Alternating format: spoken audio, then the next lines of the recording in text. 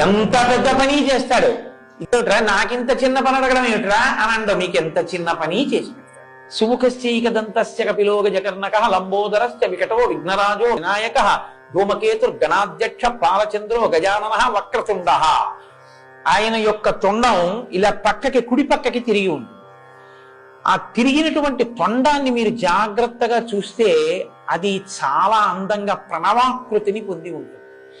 ప్రణవాన్ని సాకార దర్శనం చేయాలంటే 2 చోట్లే అంటారు పెద్దలు.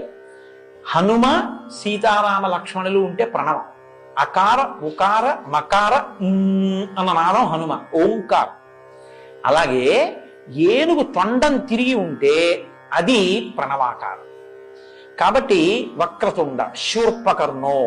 శూర్పకర్ణం అంటే చాటలంతంత చెవులు ఉన్నవాడు. మీరు వెళ్ళి ఆయనకి ఏం చెప్పినా వింటాడు. కానీ వీడికి నేను ఇది ఇవ్వచ్చా ఇవ్వకూడదా ఆలోచించి ఇది ఇస్తే వీడు పాడైపోతాడరా అనుకుంటే చాటలో చెరిగి మంచి నుంచి చెడును అవతల పారేసినట్టు పిల్లాడు తెలియక ఏదో ఇలాంటివి అడుగుతుంటారని చెరిగి అవతల పారేస్తాడు.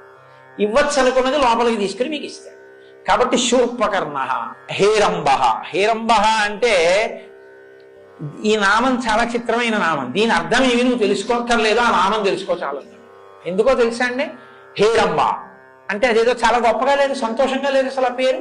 హేరంబ అంటేనే అసలు ఆ పిలిపే అందం ఇస్తుంది. కాబట్టి వినాయకుడి యొక్క రూపమే అందంగా ఉంటుందని చెప్పి పిలిపది అన్నారు. కాదు, చిత్ర విచిత్రమైన విరుద్ధమైన పని చేయించేవాడికి హేరంబుడని పేరు. ఎందుకో తెలుసా అండి? 5 ఏనుగు ముఖాలతో ఉండి సింహం మీద కూర్చునే వాడికి హేరంబుడని పేరు. సింహంతో పూజ అందుకున్న ఏనుగు వినాయకుడు ఒక్కడే.